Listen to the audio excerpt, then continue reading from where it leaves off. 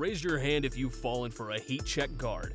You know the type. Ball on a string, bag like a carry-on, 2 hesitations and a sidestep later, the arena is screaming like they just watched a Marvel post-credit scene. Fun, right? Now keep that hand up. If, a few weeks later, you caught yourself whispering at the TV, "Why is he taking that shot?" Hurry through the lane, in! How did he make that? Welcome to 2025, where the league still loves highlights, but front offices have started looking at the price tag, the playoff tape, and the new CBA, and suddenly the combo guard glow is dimmer than your phone on 1%. Value versus vibes. This isn't a hit piece on talent. It's a vibe check on value. Scoring guards who live on tough pull-ups used to be trade deadline gold. This summer, a surprising number were floated, shopped, or moved without the feeding frenzy you'd expect for 20-point scorers in their mid-20s. The message between the lines? If your best skill is contested jumpers, you'd better bring something big alongside it. Size, defense, serious rim pressure, elite passing, because the math, the schemes, and the cap sheet just got less romantic. When everyone scores, how you score matters. Why the cooldown? A few things shifted all at once. Offenses have become assembly lines for great looks. The average seventh man shoots like your old team's second option. Coaching staffs have turned quick decision-making into a religion, and the postseason keeps exposing what regular season box scores politely hide. You can average 22 and still be a shaky proposition in May if the film screams, "Find this guy, hunt this matchup, live with the step-backs." Shot quality is king. Here's the simple, slightly uncomfortable truth. It's not that bucket getting is dead. It's that it lost its blanket immunity. When everyone scores, how you score matters more. When a league lives in 5-out spacing, the players who break the shell and bend the floor for others are skyrocketing in value, while the ones who stop the ball to measure a step back are being told, very nicely, to keep that shot on a diet. The geometry problem. There is also a geometry problem. Combo guards tend to be backcourt tweeners, crafty enough to get to the middle, not big enough to finish through playoffs level length, not naturally wired to spray the ball on time like a pure point. They'll get into the paint, see the shot, trust their touch, and fire. It's what made them special coming up.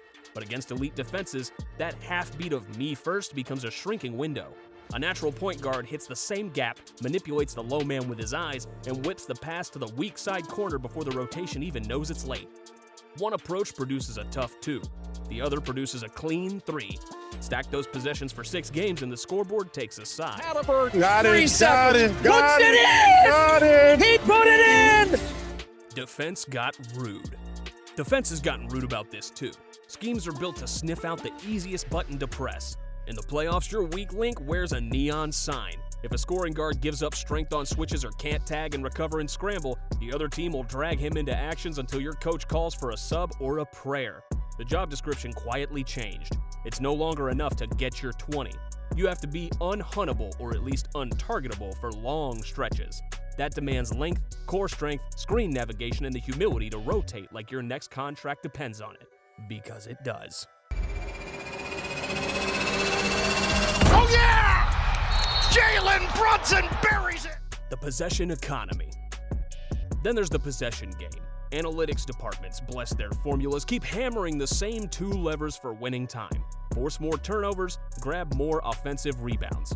Jumbo wings, rangy guards, and mobile bigs tilt those margins. Smaller scorers? Not so much. It's not personal, it's physics. Longer arms mean more deflections, more rear view contests, more second chances on the weak side. Teams want to win the shot count as much as the shot quality, and that's hard to do when your backcourt gives up inches and wingspan every night. CBA cold showers. Now stir in the new CBA. Second apron penalties turned optimism into a luxury tax on hope. Overpaying a mid-tier scorer who shrinks in May can handcuff a franchise's flexibility for years. Front offices are making colder choices. If a guard is clearly elite, back up the Brinks truck. If not, keep the deal short, preserve optionality, and invest in defenders who keep your star out of foul trouble and your scheme out of panic. That's why you're seeing more bridge contracts, more team options, more prove-it-on-both-ends seasons. It's not always that the league dislikes a player, it's that the spreadsheet won the argument. The bag is for emergencies, not every possession. If you love the archetype, you're annoyed right now. You want to yell, "These guys still matter." You're right. Every contender hits the moment where the play blows up and someone has to turn water into pull-up wine with 5 seconds left. The bag is still sacred in emergencies. The difference is philosophical. Teams don't want the emergency to be the plan. They want the plan to generate open layups and open threes, then ask the scorers to solve the rest.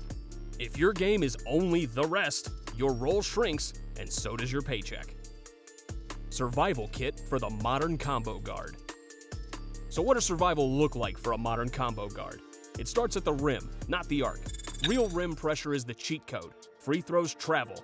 Finishing through contact travels. If you can put a shot blocker in rotation and make the help think twice, the defense bends, and your step back gets easier because the closeout is frantic instead of polite. Add a body through chest layup, a patient stride finish, a live dribble floater that lands at 10 feet instead of 14. Suddenly the analytics folks go quiet and nod approvingly. Make the early pass evil. Next comes the pass, not the I can pass assist after 4 dribbles. The early, evil kick ahead that becomes a corner 3. The short roll hit to the dunker spot. The skip before the weak side defender even tags. If you watch the best pull-up threats in the world, their gravity feeds the room.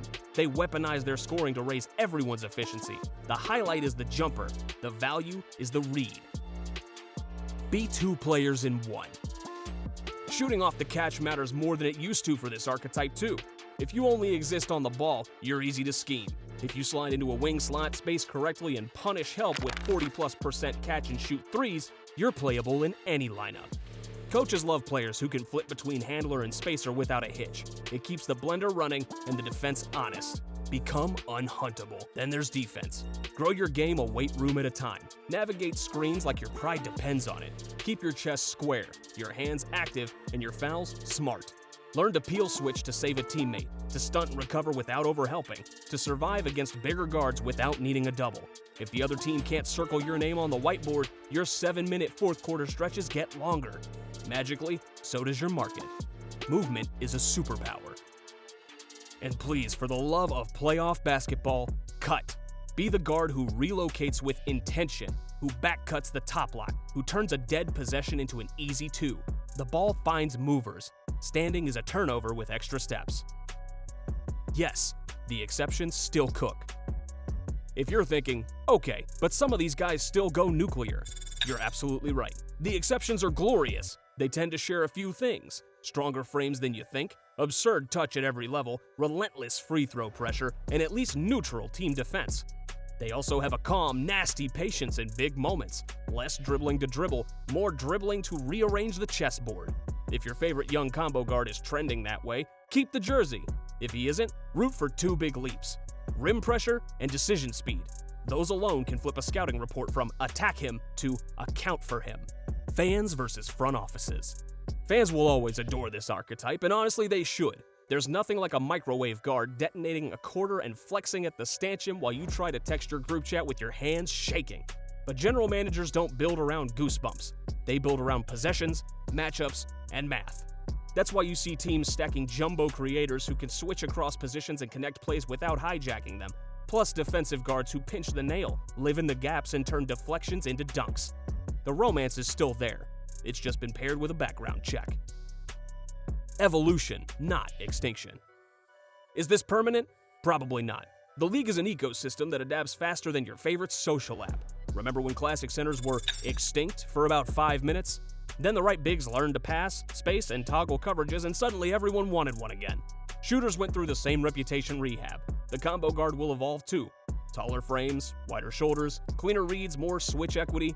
The bag isn't going away. It's getting a cosign from defense and a permission slip from passing. The sorting hat era. Until then, front offices will keep sorting scorers into 2 buckets: outliers and specialists. Outliers get the bag and the billboard, specialists get shorter deals and specific roles on teams that already have the engines. That's not shade, that's fit, and fit is the word of the decade. A checklist for young guards. If you're a young guard listening to this while lacing up, embrace the boring. Hit the rim, make the early pass, drill the corner 3, slide your feet, cut like a thief. Do those things and your pull-up will feel even silkier because it's arriving as a surprise instead of a habit. That's how a combo guard becomes a playoff guard. That's how a vibe becomes value. Your turn. If you're still convinced the archetype is blacklisted forever, take a breath. Every time the NBA overcorrects, a player appears who breaks the rules and makes us all look silly. It's what keeps this league fun. It's why we keep watching, arguing, and talking ourselves into one more leap. Just maybe, this time, we'll ask for two-way proof before we hand over the keys. Alright, your turn. Are you team give me the bucket artist, or team give me the big switchy connector? Which guard are you absolutely sure will break the trend and make every exec regret passing? And be honest, how often do you catch yourself saying, if he just adds playmaking and defense next year, like the rest of us?